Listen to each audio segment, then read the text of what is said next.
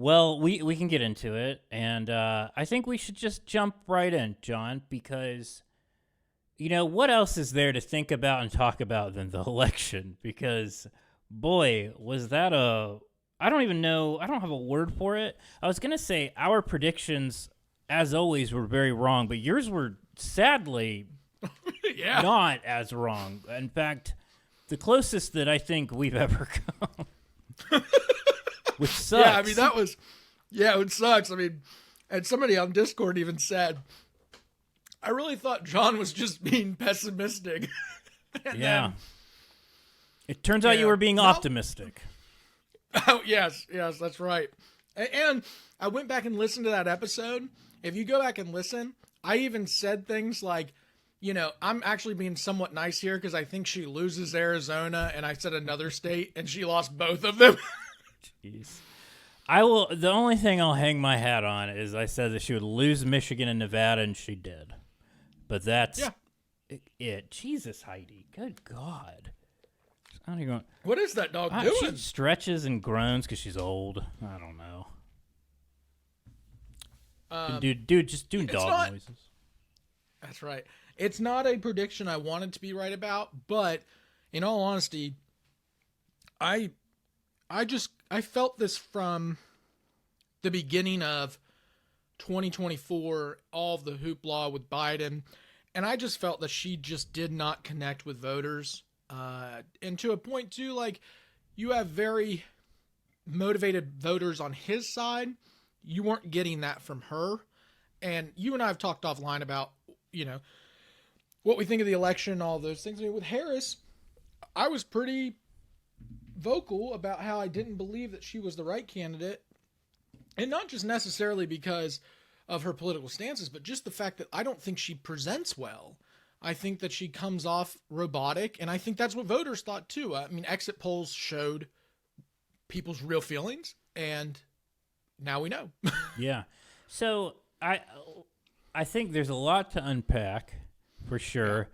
And I want to get into all of that because it was not a great night. I wanted to say one thing though. I don't think the outcome was terribly surprising because it was a really close race since Biden dropped out. But I think the degree, the magnitude, the margin was, I think, even still surprising and kind of alarming. I mean, if you look at states that weren't competitive in the margins there, in Illinois, Rhode Island, New York, New Jersey, places like that, where there was just huge Republican gains in the popular vote. I mean, it should scare the living hell out of the Democrats, I hope. Maybe it will, maybe it won't, maybe things will change. We can talk about that. There are a couple of things I wanted to mention at the beginning that were actual good things that happened. Okay. All right. We'll polish this turd a little bit. So in Kentucky, and these are just Appalachian states I want to mention, in Kentucky, a lot of weirdly good things. So not the presidential level anyway. Legal weed, 106 Kentucky cities and counties voted to allow medical cannabis businesses to operate in their communities. Big deal, including most of the counties in eastern Kentucky. Vouchers and public money going to public school or public money going to private schools. The state resoundingly rejected that by a margin of 64%, including all of eastern Kentucky counties. So they supported teachers over private voucher money, which is great.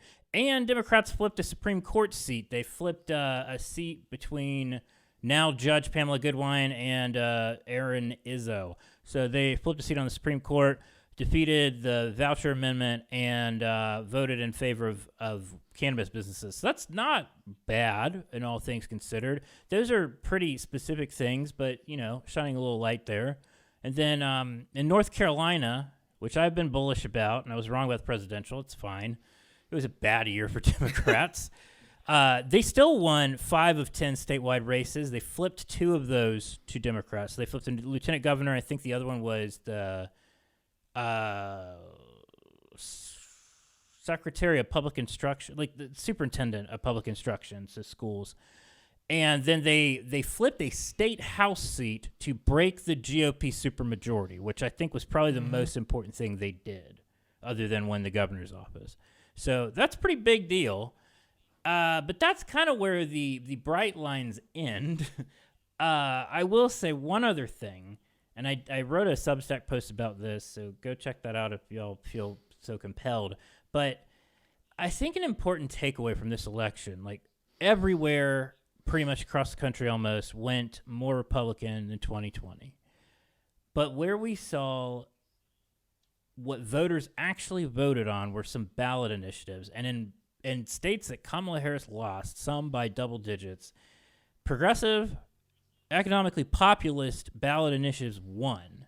You looked at, there were several states that raised the minimum wage. Arizona rejected a minimum wage cut for tipped workers. Alaska, for example, passed a minimum wage increase and paid sick leave. And Missouri passed constitutional right to abortion and increased their minimum wage. Montana passed an abortion amendment. Nevada passed an abortion amendment. So, like, the policies, progressive economic populist policies are popular. That was a mouthful. Democrats, turns out, are not. And I think that's a big takeaway from this. So I want to get your general thoughts. I think there's a lot of takeaways that can be had. I think that votes are still being counted, so it's hard to really come up with a full picture, but I know that there's a lot of takeaways, at least that I have, ones that I think you and I held this belief prior to this election. But to start, I wanted to ask you a question because I've seen this going around a lot, and I have my opinion on it. I think you'll probably know what it is. But the people in cable news, the media elite, as you'll call them, claim that this is because of woke. John, is it because of woke? No. Okay, thank you. Thank you. I agree. But thank you. I don't know, man. Maybe Maureen Dowd of the New York Times is a better finger on the pulse of working people than us. That's such a lazy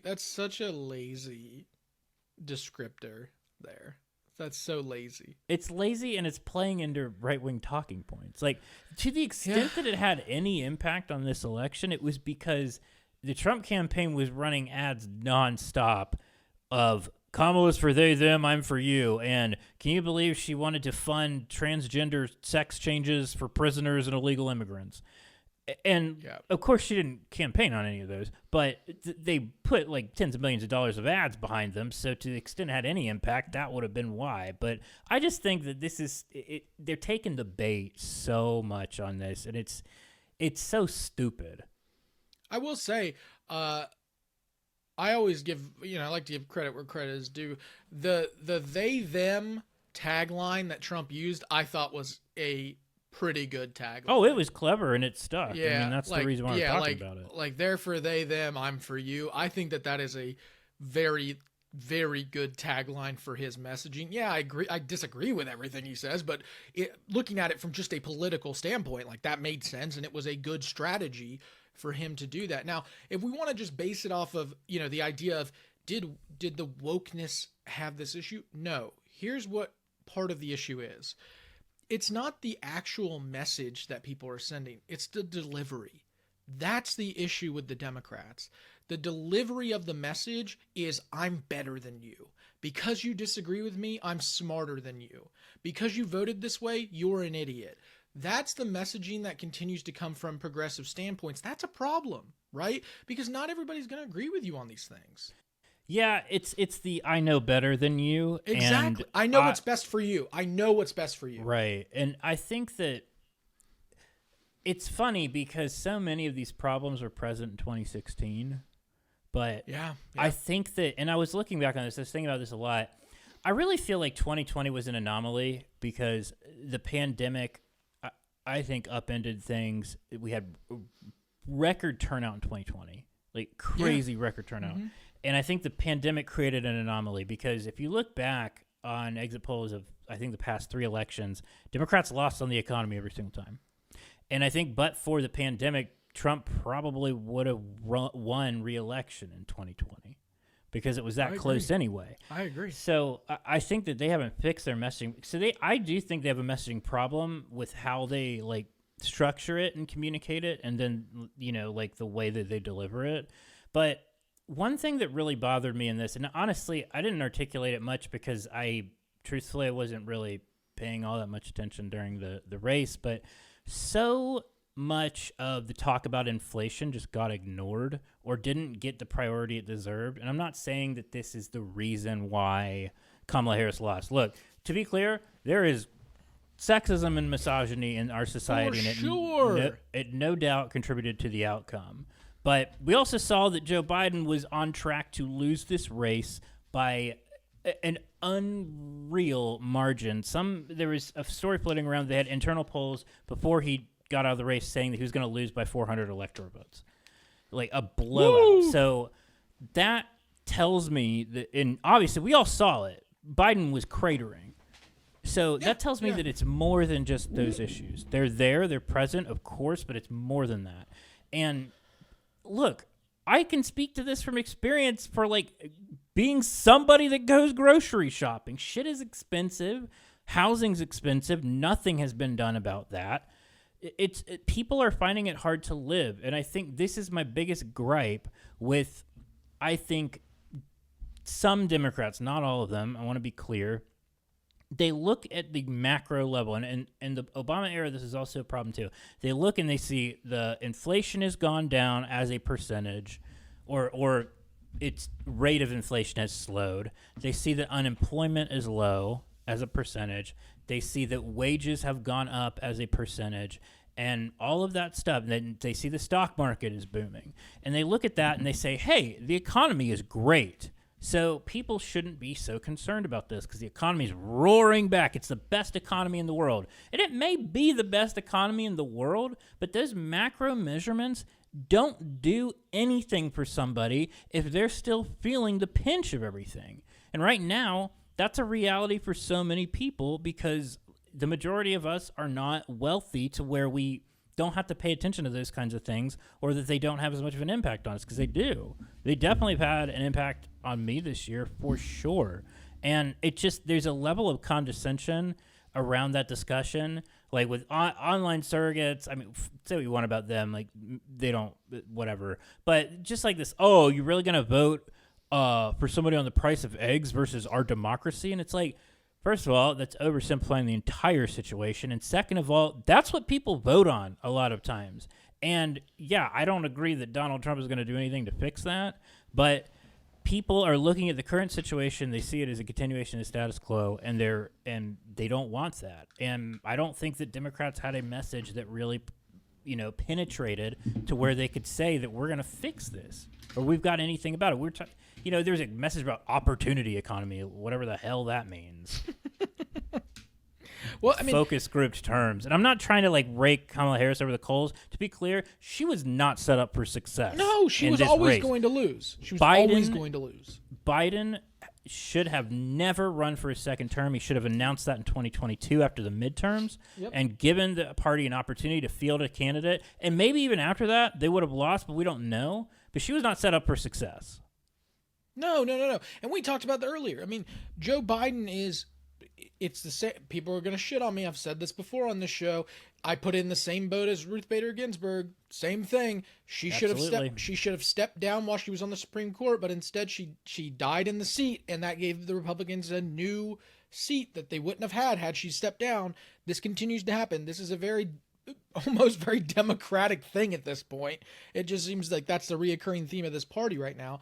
Now, that being said, do I think even if here's my position, I guess, if Biden does that in 2022, if he steps aside and says, I'm not going to run, I don't know what your position is, Chuck, but my position is I think the Democrats do the same thing, and I think they still lose. Because the reason I think that, the Democrats have a loyalty problem.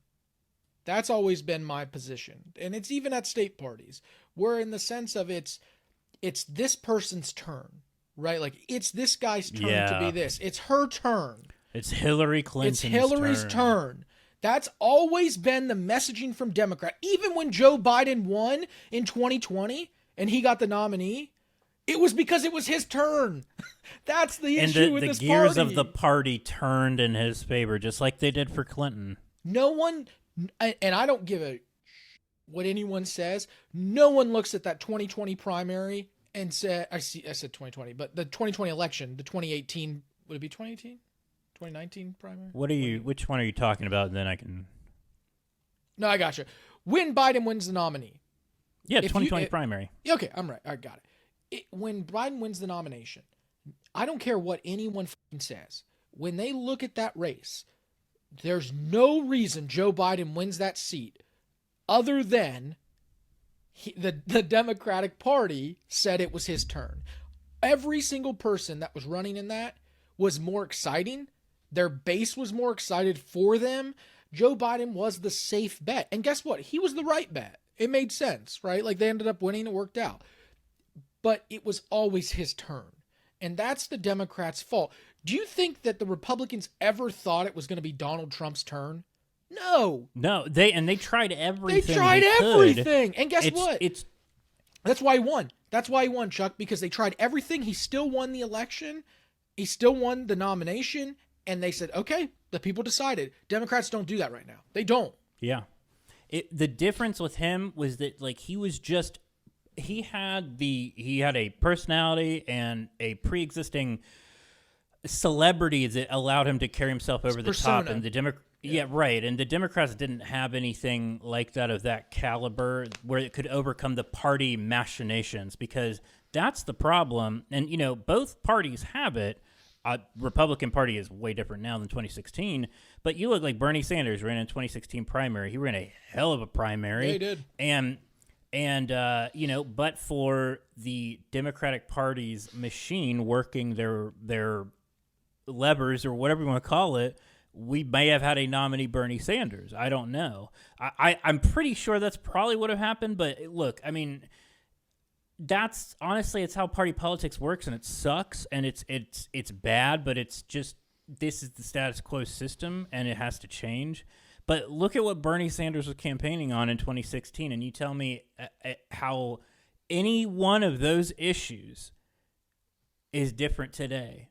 It's not. It's like all of the things that he campaigned on are still relevant. Those economic populism messages, the billionaires, the elite class having a say in our politics, it's still a huge problem. And how, for whatever reason, Donald Trump has been able to somehow be a champion against that while still being for that and being surrounded by billionaires, that'll never make any sense to me. But yeah, okay, so Chris Murphy, a Democratic senator from Connecticut, had a long tweet thread this weekend, whatever, that I largely agreed with. I think, he basically is like, we are now the party of the elites and the party of the rich. When you look at what the data is yielding, high-income earners went for Democrats and instead of Republicans, and usually it's the other way around, and that should tell you something.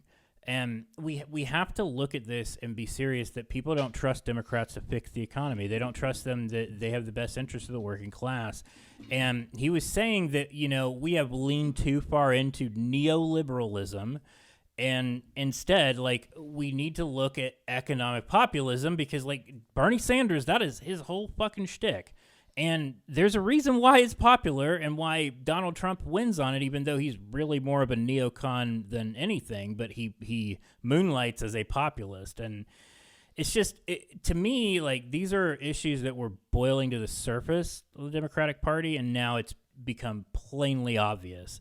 And I shared this with you this past weekend, but the thing that pisses me off so much is, like, the condescension around all of this from like left-leaning circles. And one of the articles, which was shared by certain party chairs, not Anderson Clayton, because we love her, but certain state party chairs in this country for the Democratic Party, where it was like, well, you see, the issue is not inflation, it's the perception of inflation. It's the perception of it and the perception of the economy, and it's because we don't have our own left version of Joe Rogan. I'm like, I don't know. Last time I checked, The problem with not having money is not the perception of not having money. It's the fact that you don't have money or you're spending too much money. You're not perceiving it. This isn't some manifestation bullshit. Can we also just state the fact that, like, Democrats have abandoned the working class? I mean, that's the gist of all of this. I mean, it's easy. That's what they did. That was Bernie Sanders' whole statement after the election. I want to point out, too, and I think there's a lot of truth. Be open about this. I don't agree with Bernie Sanders on a lot of things. There's things I don't agree with him on. I didn't support him in the 2016 election. I didn't really support Hillary either. But anyway, so I don't want people to think I'm Jill Stein. But I don't want people to think I voted for Hillary, just so everybody knows. But I don't want people to think that I am just like, some Bernie guy that agrees with everything he says. I'm not, actually. But let me say this. The Democrats have not only abandoned working class, they've abandoned every rural voter in this country. Every single one of them. Because they've made it abundantly clear that their focus is on urban big areas. That's been their focus. That will continue to be That's their electoral strategy. The issue is that Democrats have made it abundantly clear with their policies and stump speeches that their focus is on large urban big cities. And that's fine. But it also makes people, including people who live in those large urban cities that may have like blue collar jobs, makes them feel like they're not heard by that party. And we can pretend that that's not true, but it is. People don't just vote for speaking points. Like, I know plenty of people who looked at Donald Trump and said, yeah, I don't really like the guy, but I would rather vote for his party than I would the Democrats. Because why would I vote for the Democrats when they haven't done anything for me? And we can debate why they haven't done anything. We can debate all these things. Like, I put on Twitter, X, whatever the hell you want to call it, that why would anyone support the Democrats when for the last 4 years they didn't meet a lot of the promises that they promised in 2020 to win the election? That's part of the issue. They had to promise a lot in 2020 to win how they did. They did. They had to promise a lot, and they've met some goals. But they didn't forgive student loan debt. That was the number one reason that they won in 2020. I don't care what the argument is. That's the reason they won, because they were going to forgive student loan debt. We can argue it's because the Supreme Court stopped them. We can argue because, X, Y, and Z. It doesn't matter. When you promise that, you find a way, or you die trying. And guess what? They didn't try after the Supreme Court told them no. They just stopped. Yeah, you declare a national emergency. Right, you do something. You file something. I'm kind of kidding, but kind of not. You figure it out. You find a way. And that's the problem with Democrats. They just quit. You either find a way or you make it a signature of like Washington. This is why we didn't do it. This is why. And break it down. Right. Well, I think there was a couple things. So, like, first of all, part of it is they suffer from the Affordable Care Act problem. I guess I'll call it that, which is in 2010 or 2009/2010, Democrats voted on the Affordable Care Act, Obamacare, and got wiped out in the midterms because it was extremely unpopular. Well, it was kind of unpopular, but then Republicans made it their entire personality to oppose it and demonize it, and they spent a lot of time, money, and effort to do that, and they did it quite well. Kind of a thing that they do, as you'll notice. That's what they did with a woke thing. But people now like Obamacare because it's helped them, but it wasn't fully implemented until like 2015 or something like that. So people didn't see the gains of that or benefits of that until then. It's going to be very similar with a lot of these Biden era policies like the infrastructure bill. I mean, people are just now starting to see bridges being built or being fixed, and that's already a hard thing to draw back to like a Biden administration until you have like a giant sign pointing to it. But things that they did where, there were things that were good for the working class, like a child tax credit, but those things sunset. And they stopped because I think partly because Republicans refused to extend it. That should have been another thing that was a bigger talking point. And a lot of the pandemic era safety nets also expired. So not only did they not have a lot of proactive policies that were making immediate impacts now in people's lives, people were also noticing that those life preservers that were available during the pandemic expired. And so you may have this roaring great economy, but people aren't feeling it for a number of reasons. And that's hard. That sucks, and that's a crappy position to be in. They also inherited a really difficult economy from the pandemic, but that, like, you have to be able to work with that and do something with it. And I just don't think, I think that the abandoning the working class it's a fair critique. I don't think it's 100% accurate, but I think the party at large has ignored the pleas of the working class and them telling them consistently through polling, through everything, that inflation is a problem and that I don't have the money for things anymore. And I don't know, man. I think this just furthers the Democratic Party brand as being further away from, your FDR era, lift all boats, support the working class, the least among us should be doing the best kind of thing. And the brand is really, really damaged, and I don't know how to fix it. But I'll tell you, like, there were some Democrats that ran ahead of Kamala Harris, and that's how they won, like Jackie Rosen, I think, in Nevada, Tammy Baldwin in Wisconsin. So, but they have their own independent brands that I think can allow them to move further beyond the Democratic label. But if you look at, like, I use this as an example. It's not the best example, but it's one that is a data point we can work with, which is, we mentioned this in our prediction episode with Nebraska.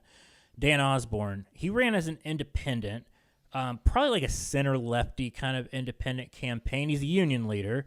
So, and Nebraska, like, very red state. But he ran a legit campaign. He only lost by, I think, 7 points, which in Nebraska, it's a big deal. They had 2 Senate elections at the same time. Pete Ricketts won his race by 24 points or 25 points, a Republican running the other race. But Dan Osborne came within 7, and he ran as an independent versus the other guy running as a Democrat. There's something to be said about that, and we know already, based on what I talked about earlier in this episode, that progressive economic policies are extremely popular. Raising the minimum wage, paid family leave, paid sick leave, stuff like that, things that better people's lives, that help the working class. They're popular policies. And it's a clear problem is that people are not linking Democrats to that, or they're not confident they can deliver. Let me ask you this. You listened to a good portion of the speeches, or at least a portion of the speeches that Harris gave. How many times did she mention those policies versus how many times she said Trump was a danger to our country? Well, first of all, I don't know that I could say I listened to. You listened to her national speeches, right? Right. Yeah. So she definitely mentions them. They're not a core tenet of it, though. It very much was a theme around, it molded into a theme of democracy, preserving our constitutional republic. Trump will do this, and that. And, like, you do have to get those messages out. But the problem is that Kamala Harris already needed to define herself in a very short period of time. And people weren't sure where she stood on those because of the 2020 primary, where she was saying things like Medicare for all, et cetera, and now she was clawing back to, like, some more senseless version of that. Well, I guess my point is, she told you why to not vote for Trump, but the Democrats never really told us why we should vote for them. They just said Trump is this massive danger, but the national level Democrats never put out this, like, what you're saying right now is more elegant than what any of their speaking points were on those topics. Because, and I'm not an you know what I mean? speaker. Like, in terms of they did not create pillars to the election. That's how you win. You don't win by just scaring people. Joe Biden, go back to 2020. He does a great job of going between Trump is a bad guy and he did bad things while he was president to these are the plans that I have coming up to win. This is how I'm going to get America out of this mess. He gave real plans and real concrete ideas. And in 2020, if you remember, there's a specific argument in a debate where Biden looks at Trump and says, you haven't given us a single idea yet. All you have talking points, but you have no plans. Here's my plan. Harris didn't do that once. In fact, we had to research her to learn what her positions were on a lot of things because she didn't say them. That's the problem. And I know some of it's not her fault because she got thrown in late. I get that. But yeah. Well, that's a party the problem it's because the party is not clear. It's the party that is the problem. They are not clear at the top. I know that you said that, we don't know how to fix it, and rightfully so, we don't. But I can tell you one way to start. Start putting rural and Appalachians at the head of the Democratic Party so that they can help you reconnect with the working class. Because I can tell you this right now, when you have people who come off as elitist, you will not win. That's why Donald Trump is so good at winning winning an election, especially in a landslide like this. Hate him, love him, whatever you feel about him, he connects to those people. He says the things they want to hear. Democrats don't. And he's still viewed as a disruptor. He's not a politician. For whatever reason, he's still viewed as a disruptor. He's not a politician. He's a businessman who wants to run America like business, right? And drain the swamp and shake things up and fuck over Washington, which we know that's a facade, but he's good. He's effective at making people believe it. And that's the issue, is that the Democrats don't have a good messenger right now. You want to fix the party? Put a guy like Wes Moore up in 2028. Put him up for president. Governor of Maryland. The dude he's a vet. He is massive, looks like a huge football player, like that could literally beat your ass, has the training to beat your ass, and can hit I love listening to him talk. I watched some of his speeches on YouTube because I hadn't heard him a lot. He reminds me, he's not as, I guess, elegant, but he has the same style and ability to connect as Barack Obama. That's who he kind of reminds me of. When he speaks, he's able to control the crowd. That's what you need. You need someone like that who is going to be able to do that. Yeah. When it comes to the top of the ticket, people vote on vibes. Yeah. It's like we just finished talking a bunch about policy, and that stuff matters from the Democratic brand and their policy platform standpoint, 100%. When it comes to the top of the ticket, vibes matter, I think, I would argue, more. And I can't remember who said this, but they put it really well, is Democrats often have a front of the class vibe when the people, generally speaking, like a back of the classroom vibe. And Obama had front of the classroom brains, but back of the classroom vibes, if that makes any sense, as far as being a cool kid kind of thing. I don't know. It's not the best example, but it made sense to me. No, I get it though. But people think about, okay, so think about 2008 Obama, right? 2008 Obama. Can you picture in your head the day that he won and the crowd that was there? And I was drunk at Bent Willie's and or Lazy Lizard in Morgantown. And so people in tears, people were moved to support him. Look at 2016 Donald Trump. People were in droves were there to support Donald Trump. And it's because politicians who can connect with their base are going to win elections. They're going to have people who will go all out for them. There were people, if you look at, it's so funny too. Obviously Donald Trump is out there, very extreme, says a lot of terrible things. We don't really know what he's going to do type stuff, right? That's at some point how people felt about Obama in 2008. Republicans felt that about Obama. They didn't know what he was going to do. They were super worried about all these things, right? Turns out pretty good president. Donald Trump turns out not, but you know what I mean? Right. You connect with your base, you get them riled up, you get them to where you need to get them, and you're going to win elections. That's how you do it. And you can't, if 2024 teaches us anything, it's no more we're taking the high road for Democrats. No more. Yeah. Harris should have looked at Trump and called him essentially a wimp or whatever because he wouldn't debate her again.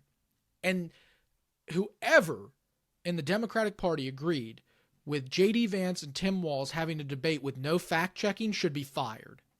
Because that was the dumbest thing in the world that they could have done. You didn't need the VP debate at that point. You gave them a reason to sit there and lie and not be fact checked. I can't get over a lot of these missteps that happened with the Democratic Party this go around. Yeah. So a couple of things, and then I want to get into like the media environment because that's a big part of it. So you mentioned the face of the Democratic Party and just like the composition of it, the people who are in charge. It needs to reflect more of the types of people that make up the base of the party, yes, but that also like make up places where where the Democratic Party needs to gain ground because they've lost it. And one of the things is like look at Congress, for example. The entire Democratic leadership represents urban areas. You have Chuck Schumer from New York City, Senate Majority Leader. Senate Majority Whip Dick Durbin. He's from Springfield, Illinois. Represents Illinois. You look at the House, Hakeem Jeffries, New York City. I can't remember the name of the minority whip, but she's from Metro Boston area. It's like all of these places where there are these urban cores, and that's been where they've milked votes out of this whole time. And if you look, they didn't get the turnout they needed in places like Philadelphia and Milwaukee and other places to milk the votes that they needed to win this election. And you had to start making gains in rural areas, and part of that means that people in those areas need to be able to see themselves in this party, need to be able to see themselves represented in there. And so, like, the entire leadership, in my opinion, needs to be changed. The DNC chair needs to be someone that will center economic populism and be someone that can represent all of those areas. I hope that something like that happens because, like, look at Bernie Sanders. Yes, his policies were what he was primarily his policies, like, he was very clear on them, but the vibes that he gave off were also something that people resonated with. He was pissed off. He was like, fuck the elites, fuck these rich billionaires. Fetterman this when is he won. Bullshit. Fetterman when he won, and not when he went not militantly insane not for when Israel. he went off insane, but I'm saying, like, when he won, that's the base. Yeah, and I think with him, with Bernie and with Fetterman to a lesser extent, the thing that made them so appealing and made them like a vibe shift and made people who weren't normally engaged with the party to take notice is that they looked like they were calling bullshit out on themselves being Democratic Party. Bernie Sanders like, I'm running against a corporate shill, basically, is what he wasn't wrong. Nope. And it's like, you look at what's happening now, the richest man in the world who's set to be a trillionaire soon is one of the chief policy advisors to President Trump. And so, like, and people don't like that. They don't. Big money in politics is one of the things that unites America as being against it. And if the Democrats wanted to actually campaign on something, they could make that a central tenet of their entire messaging strategy. Get big money out, get the billionaires out, make the working class being the leaders of this party. Put our union leaders in front, put our workers in front. Not like this whole consultant class BS and oh, it's my turn to lead and I've put in my time and I've earned this and blah blah blah. You know, I get really annoyed by this because it's like we are seeing this throughout the country, and we've watched as the Democratic Party has been eroded. We look at the party control in West Virginia and Kentucky and Tennessee, all those places where they used to be Democratic trifectas for years, and now that will never happen again in our lifetime. It's because the brand, they've lost their base. They have lost their base, and they've lost like any sense of trust from the people that used to trust them. Yeah, and you know, it's really funny too, because a lot of the times those positions that you're talking about, like, you know, Senate minority leader, all of those things tend to go off. A lot of it is seniority, right? And they're like, well, you know, you're right. I put in the time. Well, guess what? The reason you have a senior status is because you are in a very liberal, Democratic heavy area. Yeah, that's a great point. How about, here's an idea. Put someone in that position that fucking needs it, right? Put somebody who might lose their race. Why don't you put them in an important position so that they can go back to their constituents and say, look at the power I have here. Don't get rid of me. You want me. I'm here. Yeah. That guy's going to be a nobody when he gets there. That's the type of stuff. That's how you win. But they don't want to win. That's not what they're good at. They're terrible at it, in fact. If they want to win, they need to be listening to two people. two people I can think of: Ben Wickler, who is the chair of the Wisconsin Democratic Party, and Anderson Clayton, who is the chair of the North Carolina Democratic Party. They made gains where others didn't. They prioritized rural areas. And I'm not saying that other party chairs didn't. I just know about them more than others. I know that Nebraska is also very focused on that. She was also one of the first people to call bullshit on J.D. Vance. Shout out to her. But those are like where deliberate efforts to engage and understand and listen to these people has largely been ignored. And we can't just sit around and pretend like, oh, people just don't understand, or they're getting a mixed messaging and misinformation about us. We have to have self-reflection. And that's where getting into the media environment is another. And I know I'm kind of like all over the place, but shit pisses me off. Getting in the media environment, which of the many myriad of reasons why Democrats lost this election, I think that's one of them. As you know, and we've talked about, the right has very successfully created I'll call it non-traditional media environment, non-legacy media environment, and made it the mainstream media. Joe Rogan is not explicitly right-wing, although he skews that way, and he's not explicitly political, but he does have political people on his show. He's one of the biggest media platforms in the country and the world, probably. The Daily Wire, Ben Shapiro's operation, which was largely a response to their perception that mainstream media was left-wing biased, and there is some truth to that. They have a massive platform and a massive operation. They churn out some of the most popular podcasts in the country. That is the mainstream media now, and they control it themselves. Most of them are not beholden to a corporate board. They can do whatever they want, and they can spend things however they want, and they've done that very successfully. And so I want to ask you a question, because this is something I kind of go back and forth on. I don't really know if I have the answer to it. There's a lot of people saying, we need a left-wing version of Joe Rogan. What are your thoughts on that? Am I not? Yeah, I know, right? What the thing? A little Appalachia erasure here. Wow. Just want to point out, too, we did tweet to Harris's campaign that if she had come or Tim had come on this show, it would have been an automatic 3-point boost, but obviously they didn't take us up on that. And some are saying that that's actually the reason the election went the way it did.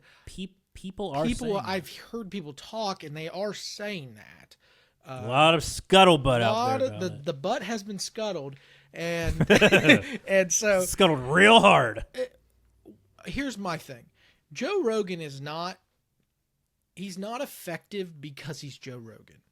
He's effective because he comes off as genuine, and that's a good example of liberal versus conservative right now.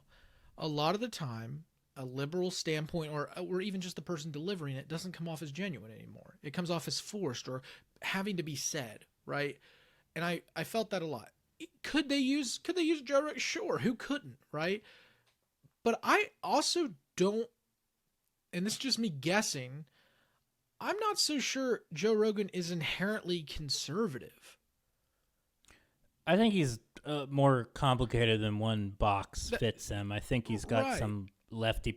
I mean, he endorsed Bernie Sanders at one point. That's what I mean. Like, why is it so easy? And I'm going to get frustrated again. This is another thing that frustrates me about Democrats, where the party is right now. Because they look at a guy like Joe Rogan and they're like, well, of course, that's why Trump won. Like, that's another reason. No, it's not.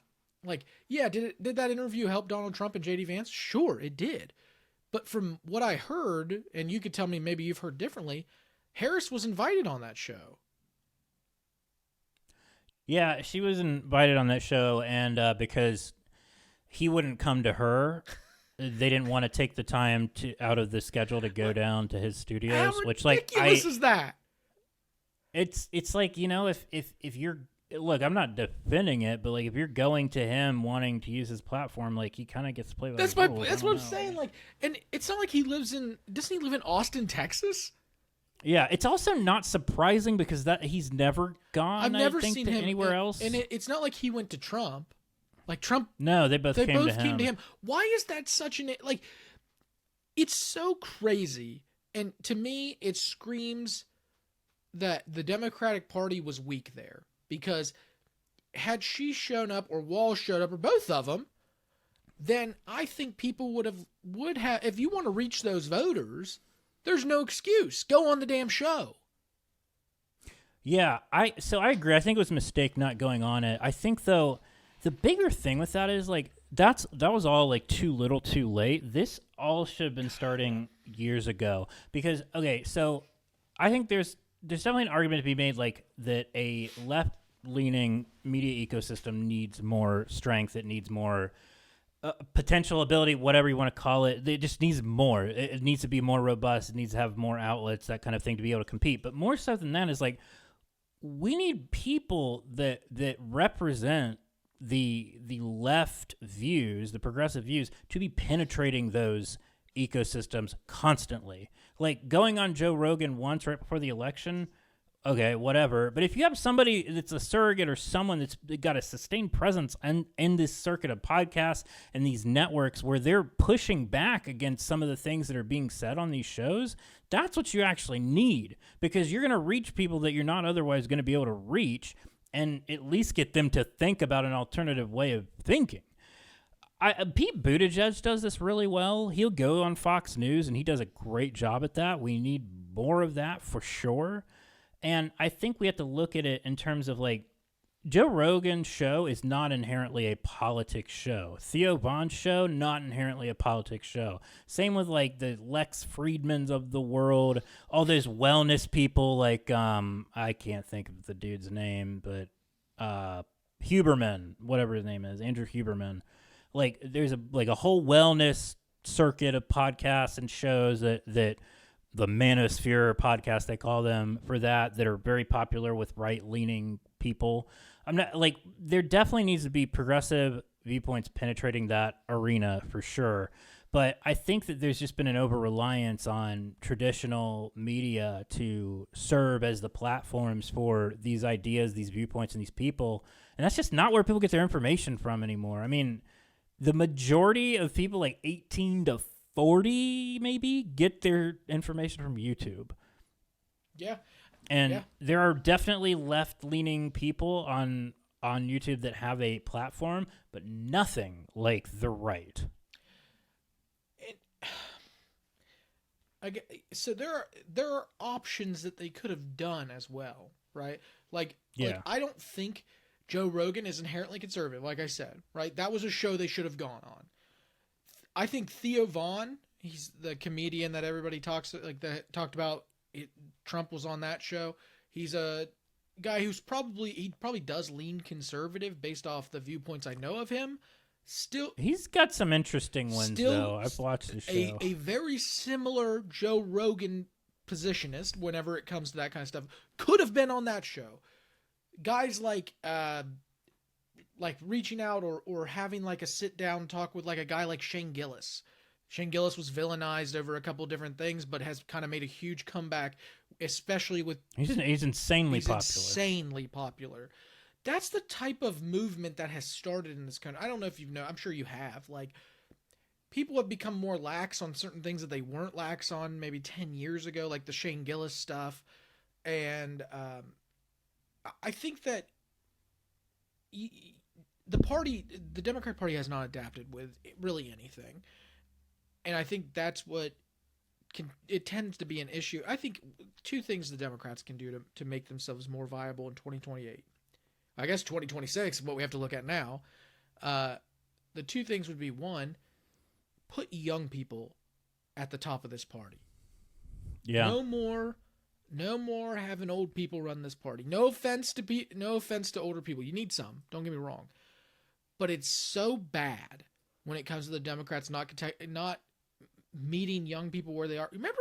I keep going back, but remember in 2008, Barack Obama's whole thing was, we have to meet young people where they go. How do we win this? We win through young people. That was his entire focus. Elected in his 40s. In his 40s, he was elected. And his entire campaign was, look, I'm going to protect Social Security. I'm going to protect healthcare. In fact, I've got this whole plan. But I also know that young people, for the longest time, believe they haven't had a voice. I'm going to be that voice. He did such a good job with that. And then Democrats went the entire opposite direction.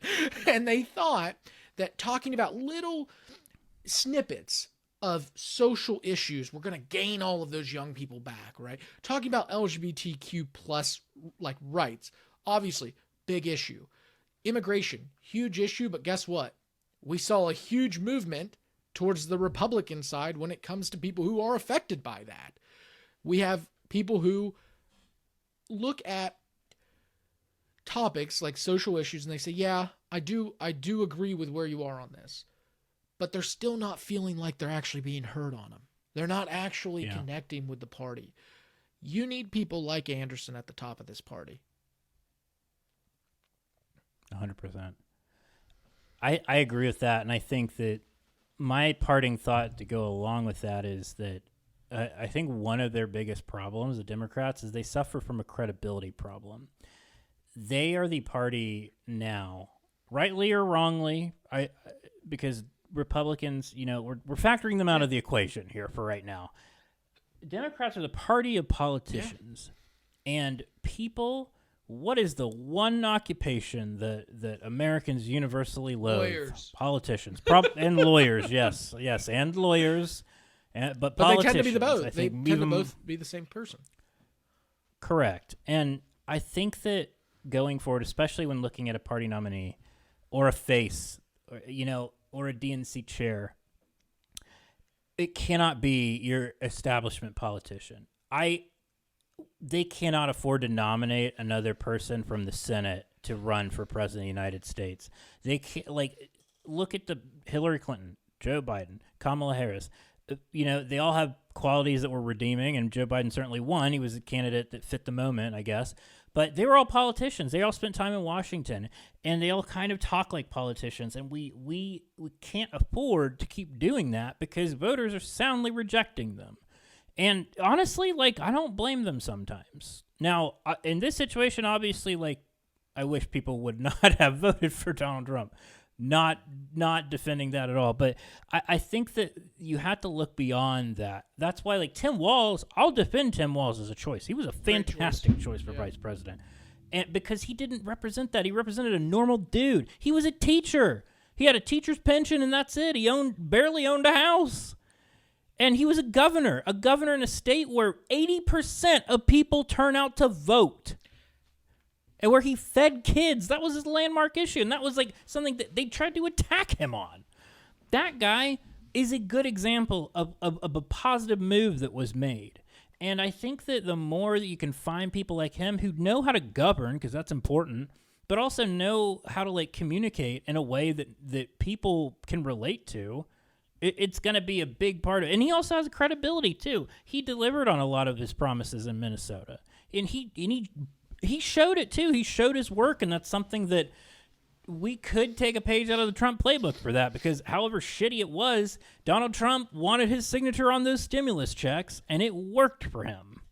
We all balked at it at the time, myself included, but looking back on it, it was a smart thing because you have to show your work so people know what you're doing. With Tim Walz, his video of him signing that bill, giving universal breakfast and lunch to students, went viral because it was a fucking heartwarming video, and it showed his work. That's a great point. Hey, I mean, you're spot on there, and it's so funny too. I do want to say something real quick before we wrap this up. Sure. Looking at Harris's resume, right? If we just do a resume look, she is more than qualified to be president of the United States. No one is arguing that. Not a single person. The problem is she was thrown in last minute and wasn't able to catch up or connect with voters. I mean, it's obvious. Needs to happen. The Democrats need to have a real primary, obviously. They need to pick someone, and you're 100% right, who is not a career politician. They cannot have a career politician run for office. They will lose. Because what's going to happen, I'm calling it now, J.D. Vance is going to be the nominee in 2028. He will be the Republican nominee for president. You can snip this right now. Yep, I'm 100% in agreement with that. There's no doubt in my mind, unless for some reason Donald Trump decides that he can finagle his way into a third term. That's fair. But if that doesn't happen, J.D. Vance will be the presidential nominee on the Republican side. that being said, he's able to come off as not a career politician because he could say, look, I was only a senator for a year, and then I was so good, I became vice president. Like, he's going to play that up. Yeah, and he can attach himself to Trump, who was the original I'm a businessman just like disruptor. Donald Trump. I did all these things, blah, blah, blah, right? And he's good at that. He's very good at that. I say a lot of negative things about J.D. Vance, but I just went on the podcast Elegy to do like this wrap-up roundtable, and I felt like the least qualified person. It was like 2 political science professors and me. Made no sense. But they let me talk, so that was cool. And on it, I even said, like, I say a lot of bad things about J.D. Vance, like, not untrue, but just I'm very blunt about him. But he's not dumb. He's a very smart guy, and he's very good at strategy. Those are 2 things he's fantastic at, and he is able to manipulate them and do what he wants. No, he's super smart. Like, no one should ever say that guy's dumb. He's not. To be fair, he tells you 252 times in the book he went to Yale, okay? But not to mention his wife is super smart too. They're a very smart couple. Now, if you want to win the election in 2028, you have to find some almost rigid person to run, like a person who's a no nonsense, comes off as I can face you straight on, and you're not going to intimidate me. Somebody like a Donald Trump-esque, runner when it comes to the persona. And I think that there's multiple ways you can do that. And one of them, a name to watch out for, is Mark Cuban. Watch out for Mark Cuban in 2028. I don't know if you know this, he sold the Dallas Mavericks. That was a huge reason why he didn't run this time. His contract is conveniently ending with Shark Tank. He's not renewing. He's putting money into places he's never put money before to protect it and to set it aside based off away from him. He's dividing himself from his LLCs, which he never did before. I think he's gearing up for a run. Look out for him. I think if he runs, he could be the Democratic nominee. Yeah, I think the same thing, that I think he's definitely considering it, especially being a surrogate for Kamala Harris this time around.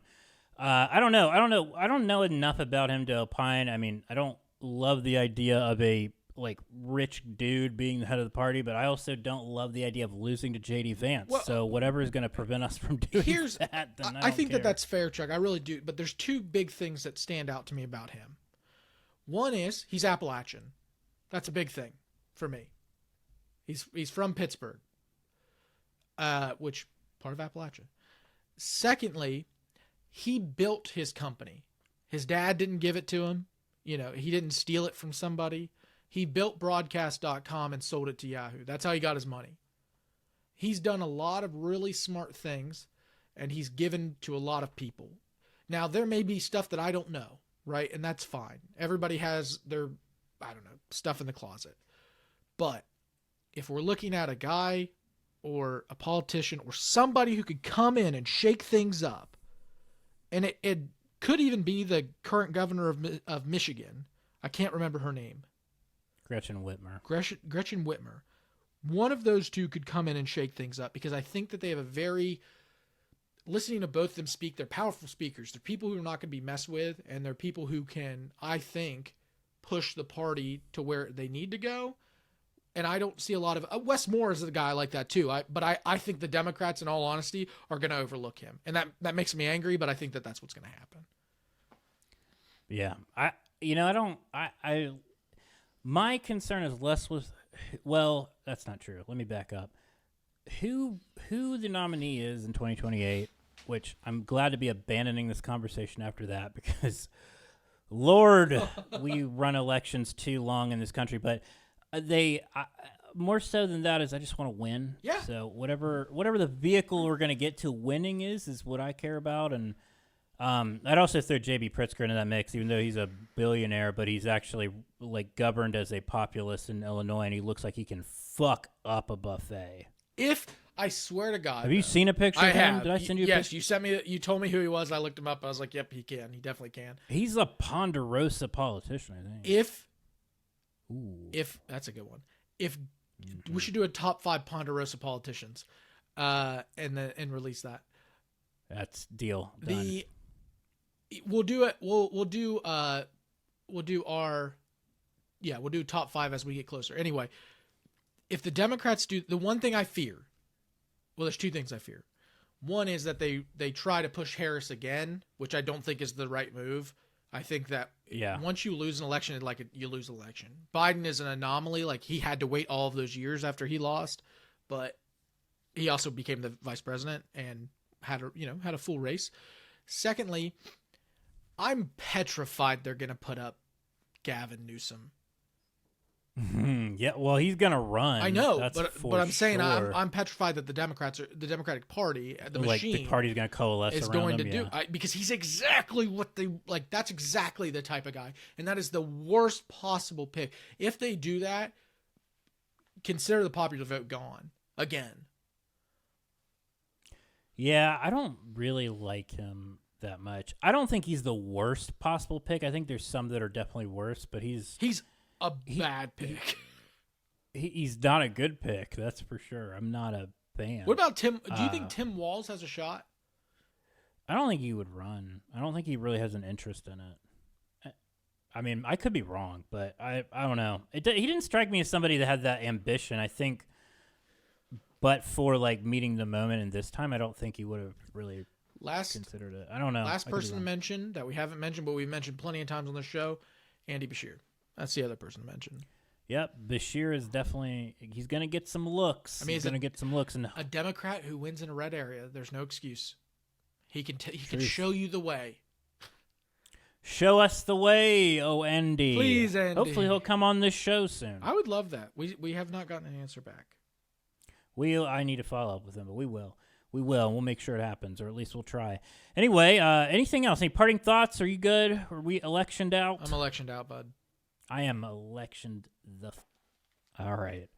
We are. This formally marks the end of election discussion, folks. Thank you for powering through with us. To those listening, I know that you all might be scared, or that you're just dreading the next 4 years, and make no mistake, we are too. But we're going to be there with you, and take some solace in that, if anything else, if nothing else. I mean, we made it through the first time. Maybe we'll do it again.